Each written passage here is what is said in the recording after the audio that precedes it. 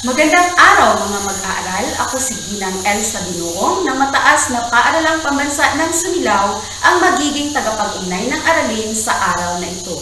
Inaasahan na pagkatapos ng inyong panunood ay nagagamit ang angkop na pandiwa bilang aksyon, pangyayari at karanasan. Tingnan ninyo ang mga larawan. Ano ang ginagawa nila? Tama, sila ay nagtatanim. Sa mga larawang ito, tama, gumugupit at nagbabasa. Ano ang tawag sa mga salitang nagtatanim, gumugupit at nagbabasa? Tama, ito ay mga pandiwa. Sa mga napag-aralan na natin mula elementarya, ang pandiwa ay mga salitang nagsasaad ng kilos o galaw. Ito ay tinatawag na verb sa wikang Ingles. Ang ating paksa sa araw na ito ay tungkol sa iba't ibang gamit ng pandiwa. Ginagamit ito sa pagpapahayag ng aksyon, karanasan at pangyayari. Unang gamit ng pandiwa ay ang aksyon. May aksyon ang pandiwa kapag may aktor o tagaganap ng aksyon o kilos.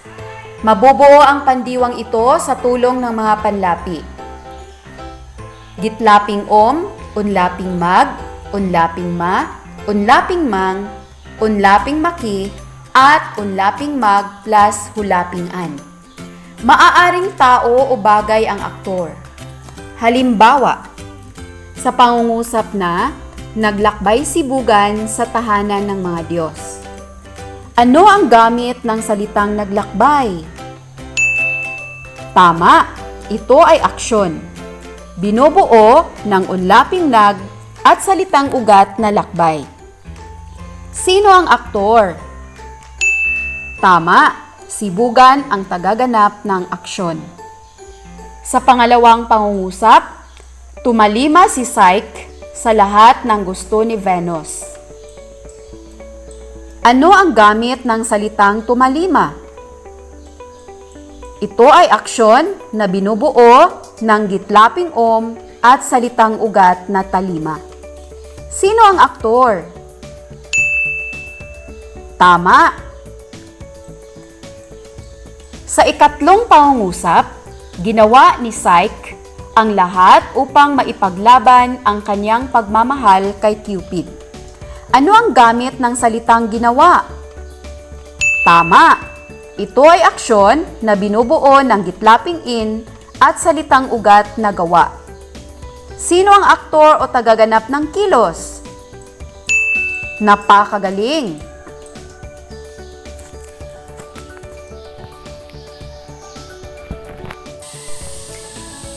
Pangalawang gamit ng pandiwa ay ang karanasan. Nagpapahayag ng karanasan ang pandiwa kapag may damdamin. Dahil dito, may nakararanas ng damdamin ay inihuhudyat ng pandiwa. Maaaring magpahayag ang pandiwa ng karanasan o damdamin o emosyon.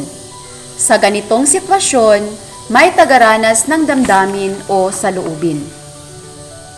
Sa unang halimbawa, tumawa si Bumabakir sa paliwanag ni Bugan. Ano ang gamit ng salitang tumawa? Sino ang aktor sa pangungusap? Tama! Ang pandiwa ay tumawa at ang nakaranas ng aksyon ay si Bumabakir.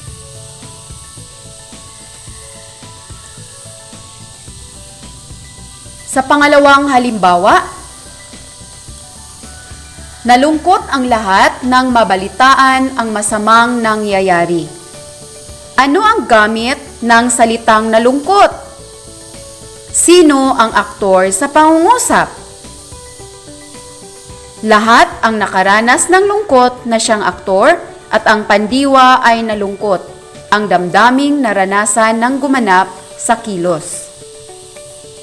Sa ikatlong pangungusap, labis na nanibugho si Venus sa kagandahan ni Psyche.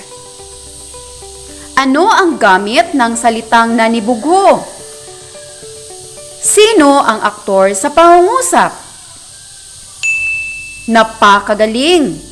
Ang pandiwa dito ay nanibugho at ang aktor o nakaranas ng damdamin ay si Venus. Ikatlong gamit ng pandiwa ay ang pangyayari. Ang pandiwa ay resulta ng isang pangyayari. Halimbawa, namatay ang aso dahil sa nainom niyang lason. Ano ang pandiwa sa pangungusap? Ano ang pangyayari sa pangungusap? Sa ikalawang halimbawa, nalunod ang mga tao sa matinding baha. Ano ang pandiwa sa pangungusap? Ano ang pangyayari? Tama, ang pangyayari ay matinding baha, kaya naganap ang kilos na nalunod. Sa huling pangungusap, dahil sa paghihirap, natukso siyang tumalon. Ano ang pandiwa sa pangungusap? Ano ang pangyayari? Ang kilos na isinasaad ay tumalon. Ang dahilan o pangyayari ay dahil sa paghihirap. Bilang buod ng aralin natin sa araw na ito, huwag nating kalimutan ang tatlong gamit ng pandiwa. Una ay ang aksyon kapag may aktor o tagaganap ng aksyon o kilos. Pangalawa, karanasan, may tagaranas ng damdamin o saloobin. At pangatlo ay pangyayari kapag ang pandiwa ay resulta ng isang pangyayari.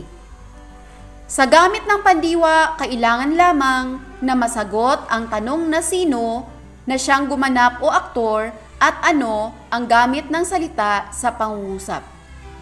Hanggang sa muli, maraming salamat.